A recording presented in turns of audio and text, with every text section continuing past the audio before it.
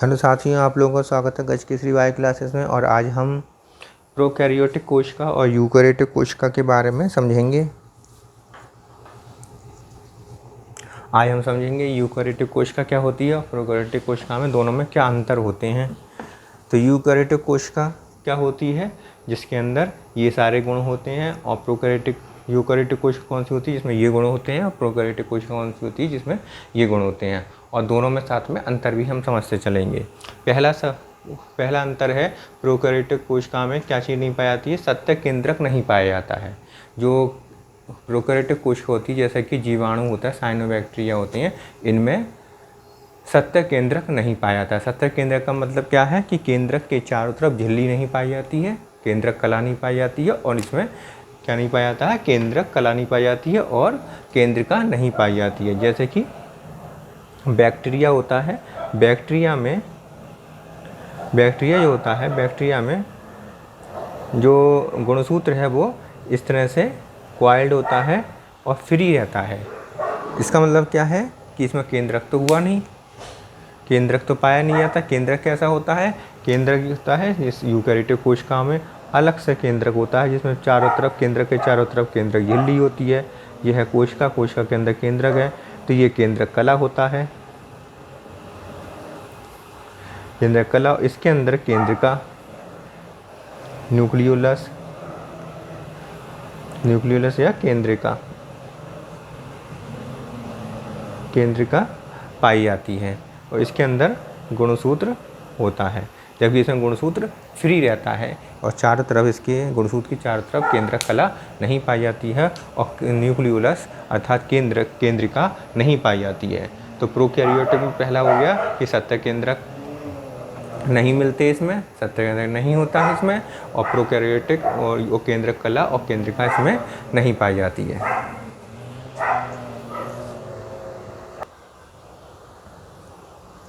हाँ, तो मैं आपको बता रहा था कि इसमें सत्य केंद्रक नहीं पाया जाता है, केंद्रिका इसमें नहीं पाई जाती है, केंद्रक कला नहीं पाया जाता है। दूसरा पॉइंट आता है, यूकैरियोट में ये सब चीज़ पाई जाती है, ठीक है। अब दूसरा पॉइंट आता है एक क्रोमोसोम। इसमें एक ही क्रोमोसोम पाया जाता है, जैसे कि ये गुणसूत्र होता है, एक ही क्रोमोसोम पाया जाता है वो। और क्रोमोसोम कैसा होता है, कॉइल्ड होता है, पूरा कॉइल्ड होता है, मतलब एक चक्कर पूरा लग जाता है इसका, जहाँ से शुरू होता है वहीं से पूरा चक्कर लगा के फिर वहीं पाया जाता है।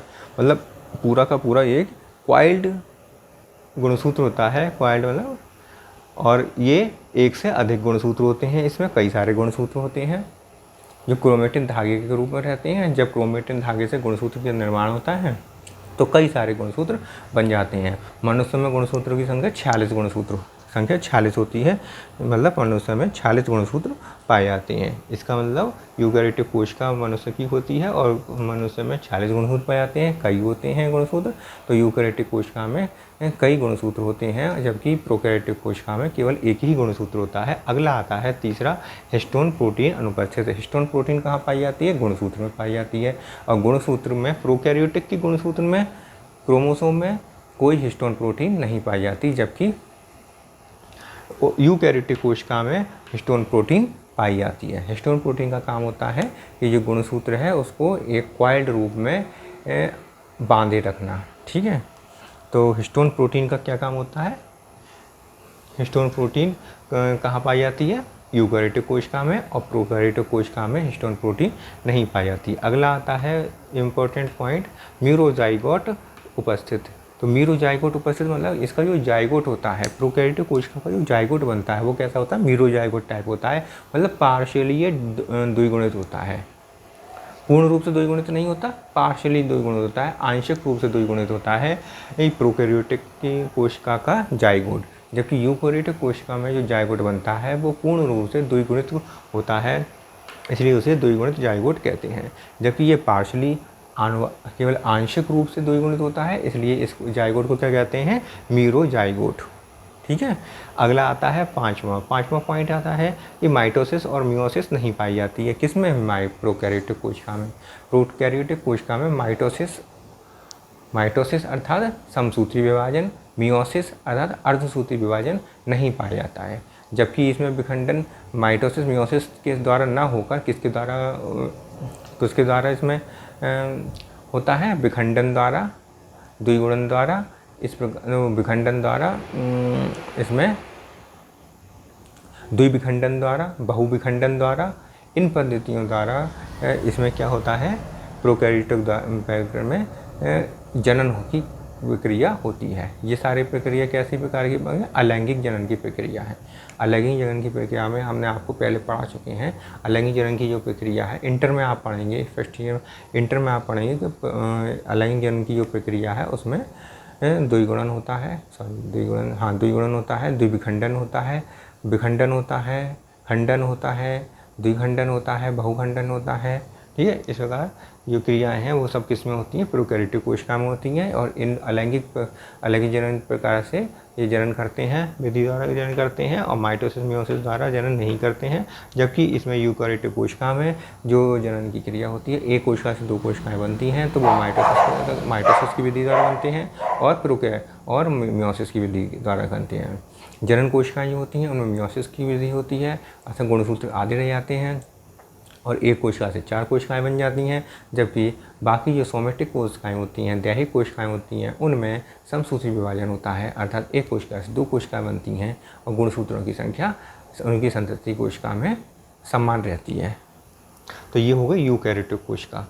और अब आता है अगला, आनुवंशिक पुनर्योजन उपस्थित, अर्थात इनमें प्रोकैरियोटिक कोशिका में आनुवंशिक पुनर्योजन पाया जाता है। आनुवंशिक पुनर्योजन में क्या होता है? Genetic recombination. इसमें जेनेटिक रिकॉम्बिनेशन की उपस्थिति होती है, आनुवंशिक पुनर्योजन पाया जाता है। जैसे कि कौन कौन से?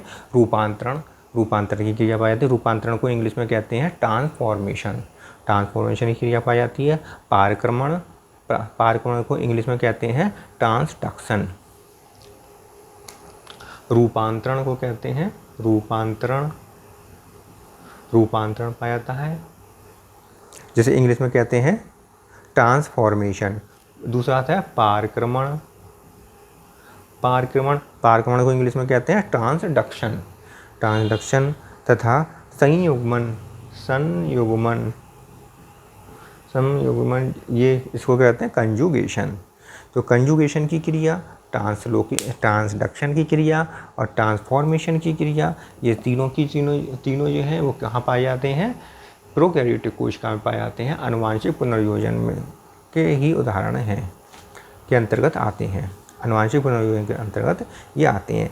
जबकि यूकैरियोटिक कोशिका में क्या होता है? यूकैरियोटिक कोशिका में 70 लैंगिक जनन होता है। 70 लैंगिक जनन, अर्थात इसमें 2 नर और मादा, 2 जनक की आवश्यकता होती है और 70 लैंगिक जनन होता है, अर्थात इसमें नर युग्मक बनता है और मादा युग्मक बनता है, जिसके संयुग्मन से जाइगोट बनता है।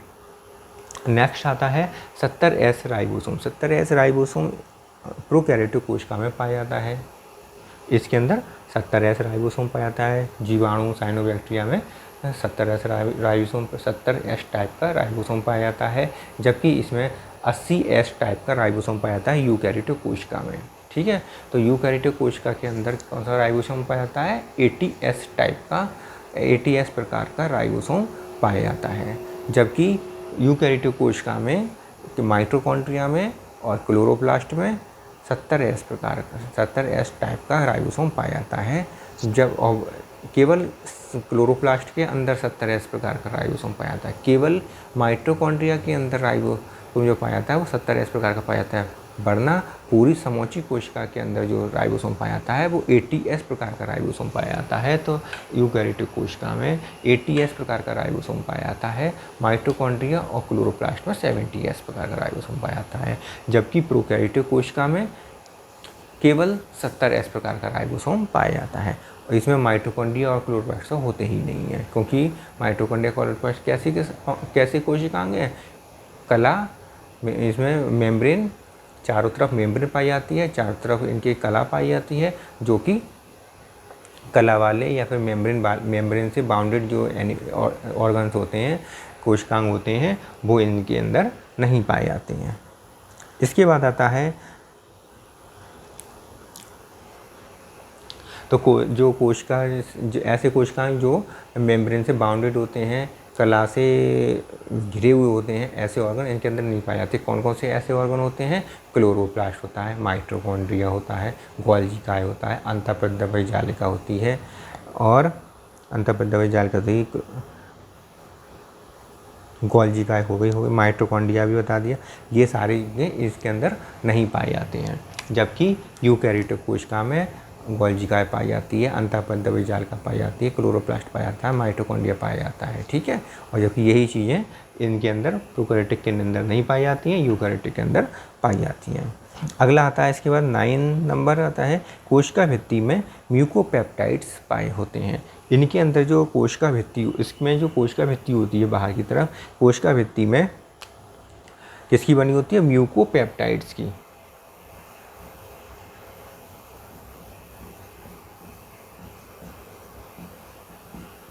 म्यूकोपेप्टाइड्स की कोशिका भित्ति होती है, जबकि इसकी जो कोशिका भित्ति होती है वो नहीं होती, इसमें म्यूकोपेप्टाइड्स नहीं होते हैं, ये इस जगह पर नहीं होते हैं। प्रोकैरियोटिक में म्यूकोपेप्टाइड्स की बनी कोशिका भित्ति पाई जाती है, जबकि यूकैरियोट्स में कोई म्यूकोपेप्टाइड्स की बनी हुई कोशिका भित्ति नहीं पाई जाती है। यहाँ पर कोशिका भित्ति में कोशिका के अंदर मीजोसोम पाया जाता है। मीजोसोम किसका काम करता है?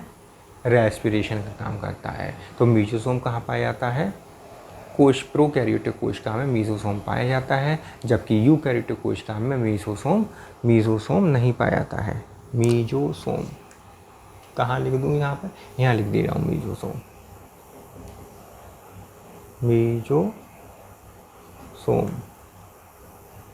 सही है, मेसोसोम जो है यहाँ पर पाया जाता है, और जबकि यहाँ इधर की तरफ यूकैरियोटिक कोशिका में नहीं पाया जाता है। फ्लैजेला में तंतु स्पाइरल रूप से व्यवस्थित रहते हैं। तो इसमें जो फ्लैजेला पाया जाता है, मान लीजिए कि यहाँ पर फ्लैजेला पाया जा रहा है, ये फ्लैजेला है, एक है या दोनों तरफ पाया जा रहा है, चारों तरफ फ्लैजेला पाया जा रहा है। तो इनमें प्रोकैरियोटिक कोशिका में जो फ्लैजेला पाया जाएगा तो उसमें क्या होता है कि स्पाइरल रूप में व्यवस्थित रहते हैं। स्पाइरल किस रूप में व्यवस्थित रहते हैं?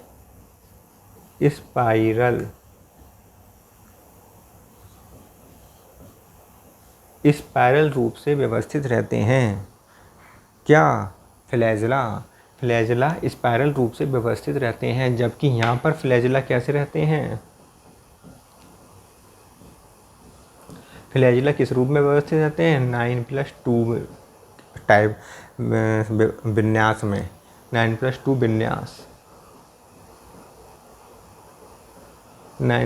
विन्यास में व्यवस्थित रहते हैं।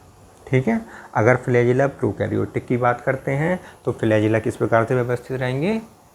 फ्लैजेला रहेंगे स्पाइरल रूप से व्यवस्थित रहेंगे। अगर हम बात करते हैं यूकैरियोटिक की, तो यूकैरियोटिक के अंदर फ्लैजेला 9+2 विन्यास के रूप में, 9+2 विन्यास के रूप में अरेंज रहते हैं, 9+2 के बीच विन्यास के रूप में मिलते हैं। इसके बाद आखिरी आता है, इनके केंद्रक का प्रोकैरियोटिक कोशिका के केंद्रक का आकार निश्चित नहीं होता है तथा इसको न्यूक्लियोइड या इंसिपिएंट न्यूक्लियस कहते हैं। अब इसकी चारों तरफ मेम्ब्रेन तो होती नहीं है, न्यूक्लियस के चारों तरफ, मतलब इसकी गुणसूत्र के चारों तरफ मेम्ब्रेन तो होती नहीं है, इस कारण इसका कोई निश्चित आकार भी नहीं होता है। इसीलिए हम इसको क्या कहते हैं? ऐसे न्यूक्लियस को हम क्या कहते हैं? न्यूक्लियोइड। ऐसे हम न्यूक्लियस को क्या कहेंगे? न्यूक्लियोइड।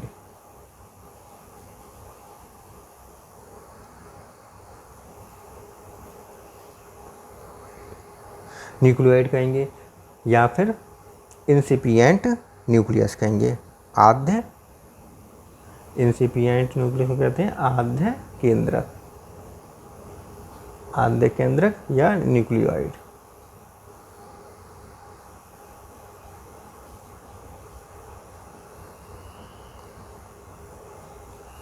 न्यूक्लियोइड कहते हैं।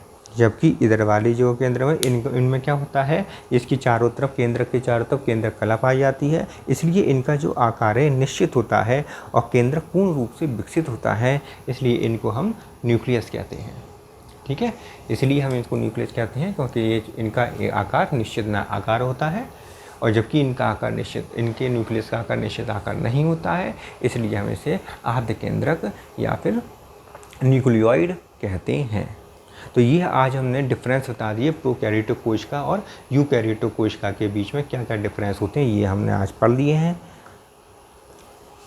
ठीक है, अब नेक्स्ट पढ़ते हैं। नेक्स्ट जो हम पढ़ेंगे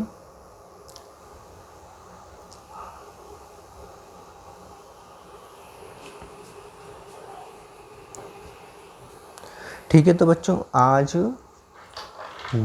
अच्छा ठीक है, तो आज हम इतना ही पढ़ेंगे। प्रोकैरियोटिक यूकैरियोटिक कोशिका में अंतर के बारे में हमने आज पढ़ लिया, तो आज हम इतना ही पढ़ेंगे। नेक्स्ट वीडियो में हम आपको क्या पढ़ेंगे, जीवाणु और विषाणु के बारे में पढ़ेंगे। इन दोनों में क्या अंतर होते हैं, जीवाणु और विषाणुओं में क्या अंतर होते हैं, ये इसके बारे में हम पढ़ेंगे। अगर आपको मेरी वीडियो समझ में आई हो तो इसे लाइक करें, शेयर करें, और अगर आप पहली बार मेरे चैनल पर आए हैं तो इसे सब्सक्राइब ज़रूर कर लें, और अधिक से अधिक बच्चों के पास तक ये वीडियो पहुंचाएं, जिससे कि उनको भी इनके बारे में, बायोलॉजी के बारे में कुछ ज्ञान मिले, कुछ नॉलेज मिले, और वो भी हमसे जुड़ सकें, और अधिक से अधिक इस वीडियो को फैलाने की कोशिश करें, शेयर करने की कोशिश करें। अवश्य शेयर कर दें, जिससे कि जो बच्चे अभी भी हमसे नहीं जुड़ पाए हैं वो हमसे जुड़ जाएं और अधिक से अधिक बायोलॉजी के बारे में अध्ययन ग्रहण कर सकें। हमारी रोज़ाना वीडियो आ रही है। हमारा मोबाइल नंबर है 8077-122-457। इस मोबाइल नंबर पर आप हमसे कुछ भी डाउट पूछ सकते हैं। कॉल नहीं करना है आपको, केवल व्हाट्सएप कर सकते हैं। अगर आप हमसे ऑनलाइन क्लास में जुड़ना चाहते हैं तो आप इस व्हाट्सएप नंबर पर व्हाट्सएप कर दें। 8077-122-457 जो व्हाट्सएप नंबर है, इस व्हाट्सएप नंबर पर आप व्हाट्सएप कर दें कि आप ऑनलाइन पढ़ना चाहते हैं, लाइव पढ़ना चाहते हैं। तो लाइव पढ़ने के लिए आपको कुछ फीस पेमेंट जमा करना पड़ेगा, वो आप पेमेंट जमा कर दीजिए, और फिर लाइव आपको हम बता देंगे किस तरह से आपको लाइव बनेगा, कौन सा ऐप डाउनलोड करना है। उसमें ऐप डाउनलोड करके फिर हम आपको कोड बता देंगे, और कोड के माध्यम से आप कोड डालें और लाइव क्लास ज्वाइन कर लें। इस समय लाइव क्लास चल रही हैं, आप लोग चाहें तो लाइव क्लास पढ़ सकते हैं हमसे। धन्यवाद।